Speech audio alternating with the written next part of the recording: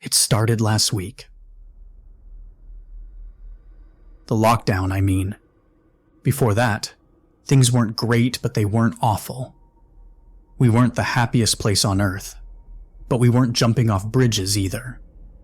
We just were. We managed, is what I'm trying to say. Now, years of impoverished alcoholism have reared their head. The lockdown's done its job.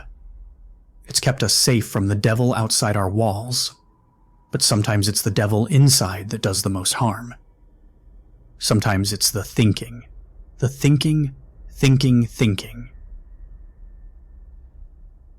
That's what does you in.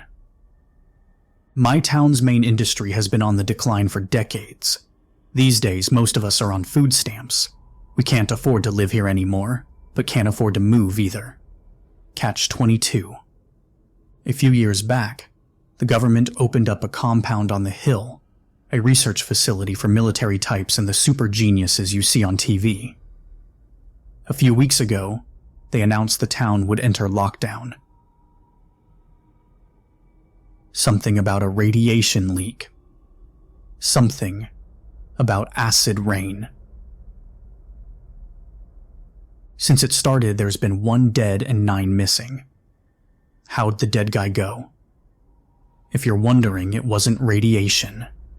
It was self-loathing. They found Benny West near the woods with a smoking handgun beside what was left of his head, and a suicide note so wet with blood that nobody could read the damn thing.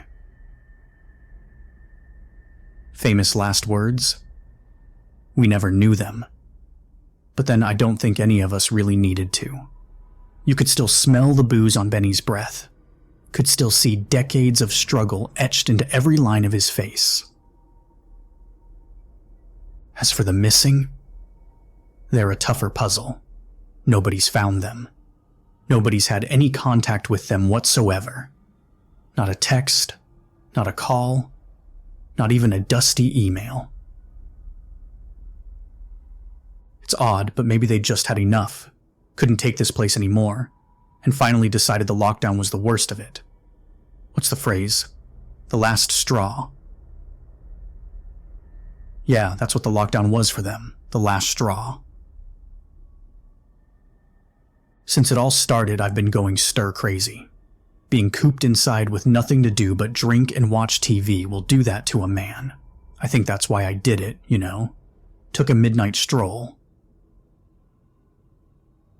Loneliness is a strange beast, and it doesn't pick and choose its time of day. But if I had to place it, I'd say it always gets worse at night. There's something about the dark that suffocates, makes you feel vulnerable, singled out.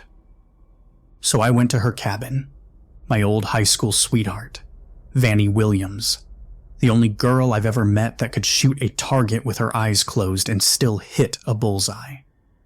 The girl I called the love of my life, who left me after 9 years because I couldn't wake up in the morning without a shot of whiskey. That night, I needed her. Maybe I wanted to make amends, or maybe I just wanted somebody familiar, somebody warm who I could feel a sense of connection with. I don't know. All I really knew is I couldn't last another night alone in my cabin.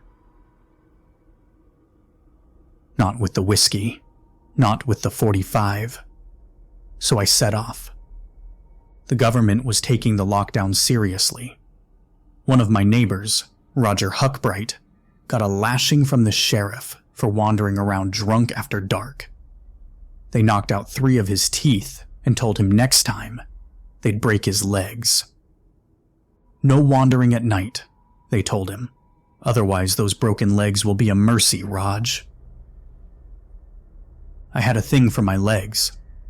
I liked walking, liked kicking a ball, and most of all I liked hitting the gas pedal of my truck.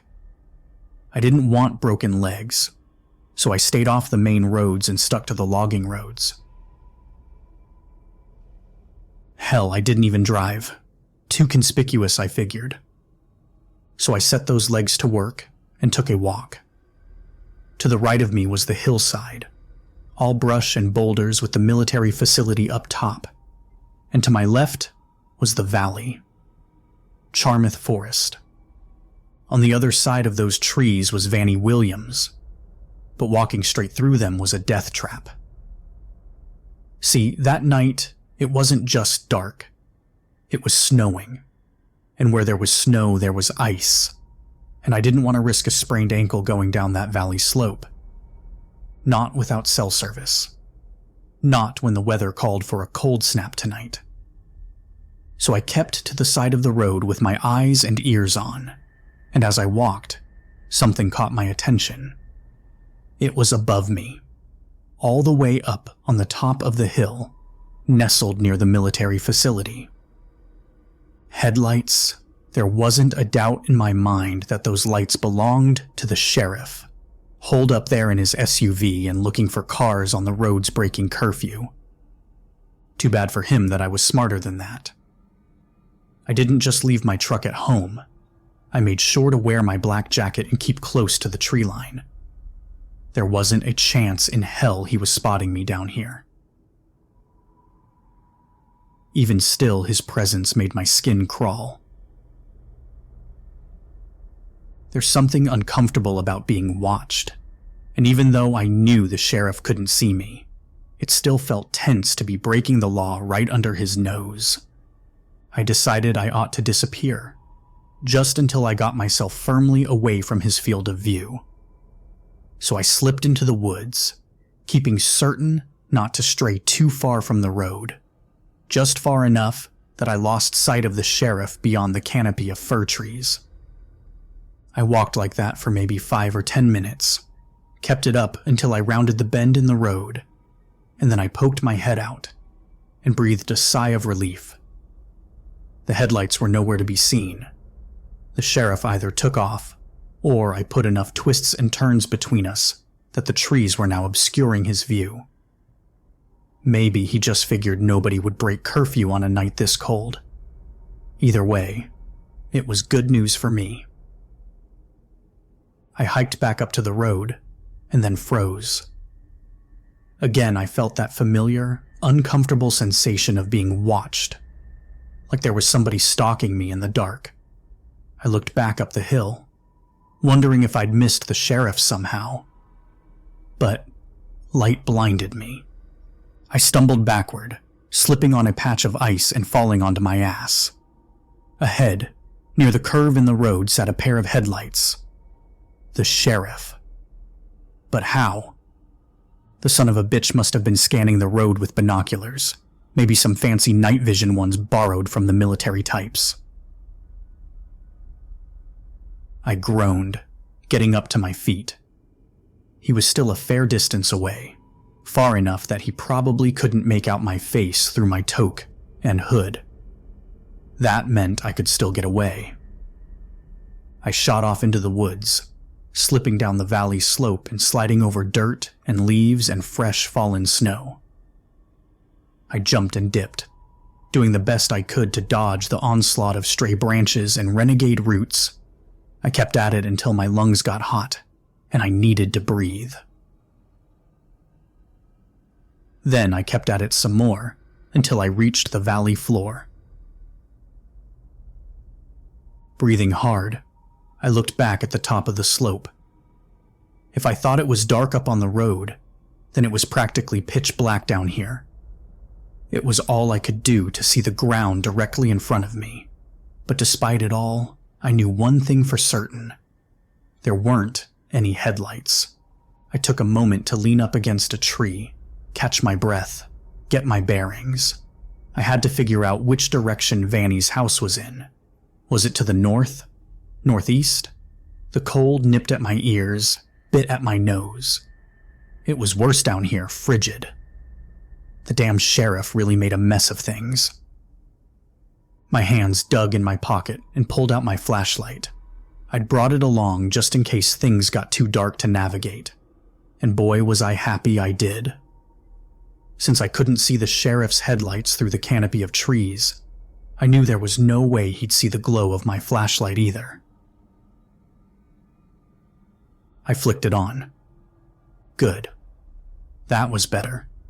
Shivering, I used the light to navigate as best I could, spotting familiar landmarks that I remembered from playing in the valley as a kid, and using those to plot my course. A big boulder here, a broken tree there. It was all coming back to me. With any luck, I'd make it out of here before frostbite set in, and I'd get to Vanny's with all my fingers and toes intact. She'd like that. Probably call me a damn fool for going to such trouble for a cup of coffee with her, but then I never said I was a genius. Something snapped behind me. A tree branch, maybe? It sounded big. I paused, wheeling around and casting my light as far as it would go.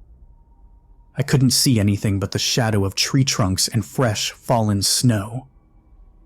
I knew for a fact that there were bears in those woods, but surely they'd be hibernating by this time of year. "Hello?" I whispered.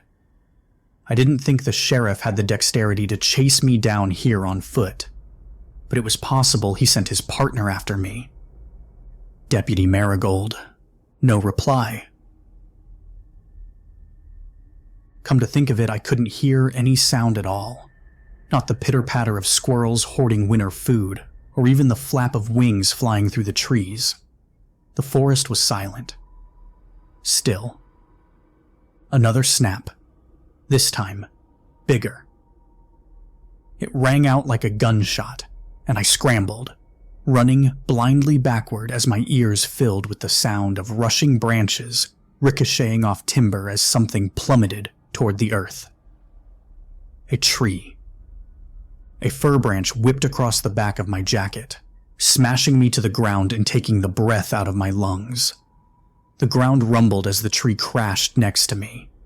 I wheezed, gasped for breath.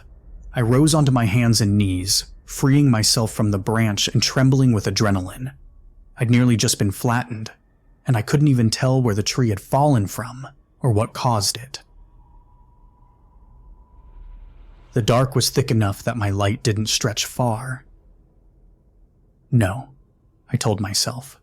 No time to go investigating. I wiped snow from my face, teeth chattering. I had to keep moving. Just a little further and I'd be out of these woods and in front of a hot fireplace, making coffee with the warmest woman I knew. Besides, it wasn't that big a deal. Sometimes trees fell. That's just how nature worked. It wasn't something you could predict. I carried on for another few minutes when my stomach twisted. There it was again. That feeling? The same one I'd had up on the road. That feeling of being watched, stalked. I swung my light around, doing my best to illuminate the snow-covered trees and brush, but I could barely see 10 feet in front of me. "Hello?" I tried again. No reply. If there was a deputy down here, then surely they'd have made a sound when that tree came down, right? Of course they would. He'd have had to ask if I was okay, if I was still alive, if only to properly fill out his report back at the station. That meant it was my imagination, just a bit of paranoia. They say a dark forest is the ultimate evolutionary fear, the perfect embodiment of the unknown. Our ancestors didn't roam the woods at night because just about everything that lived there could see or hear them before they knew they were there. Some of those things were bigger than them too. Hungrier. But I wasn't some Neanderthal hunter-gatherer. I was smarter than that, and besides, I could finally see the other end of the valley, the slope that led to Vanny's cabin, the lights of her windows peeking through the trees. A low groan filled the night, distorted like a scratching record. I spun around, my ears strained for the sound of footsteps, the sound of breathing, but I couldn't hear a damn thing other than my heart slamming in my chest. Was that the sound of an animal? If it was, it wasn't any animal I'd ever heard, and I'd lived next to these woods my whole life. "Is somebody out there?" I called. An awful feeling took hold in my gut, replacing the creeping sensation of being watched. Now I felt like I was being hunted. "Fuck this," I muttered. I took off at a sprint, racing toward Vanny's house as fast as my feet could trample the snow. It crunched beneath my boots, my breath coming in great white clouds. If there was some psychopath in the trees, then I wasn't about to wait around and make this easy for them. A screech pierced the forest. Wings thundered as birds fled from the treetops in droves, filling my ears with their cries. Another screech followed, this one lower pitched. Snow crunched beneath feet. Not mine. Something was walking toward me. Time to move. I scrambled at the slope, struggling to find purchase against the icy incline. I slipped, falling. My jaw smashed into a rock. The taste of blood filled my mouth, my vision swimming as I tumbled down the side of the valley, crashing against a tree at the bottom. "Get away from me," I coughed, spitting out one of my teeth. I felt dizzy as I got back to my feet, disoriented, but I held my ground, staring defiantly into the dark wall of trees and my unseen assailant. "I'm armed," I lied. "If I were you, I'd turn right around and start walking. Otherwise, you're getting my .45 between the eyes." Footsteps crunched beyond my vision. Whatever was out there sounded big as a bear or a moose. Now it was circling me. Was this what had knocked over that tree? Had it been following me this whole time? Another screech, this one deafening. My head rang with the sound of it reverberating around my skull like an exploding nail bomb. I clenched my ears and fell to my knees.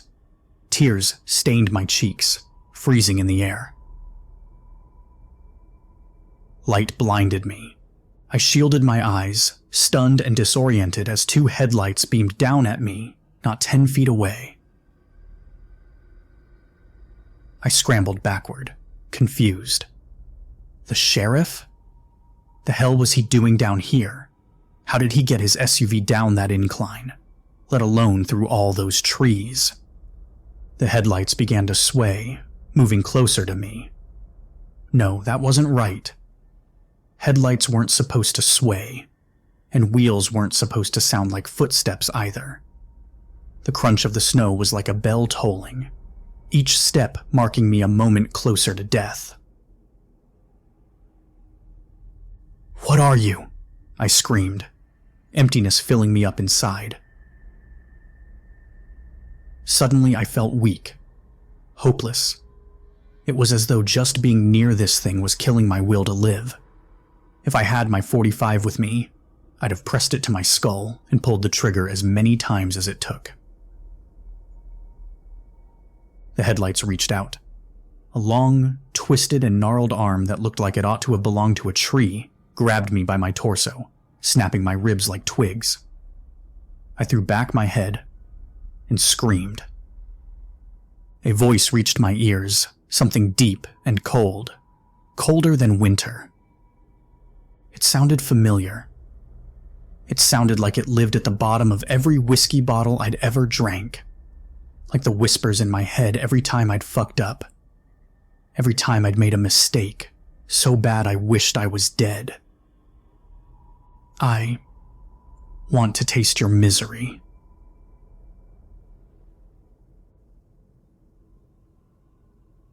This is the part where I tell you I managed to get away, that I kicked the creature in its giant glowing eyes and made a beeline up the slope and never saw it again. I wish I could say that was the truth, I really do. But the truth is much worse.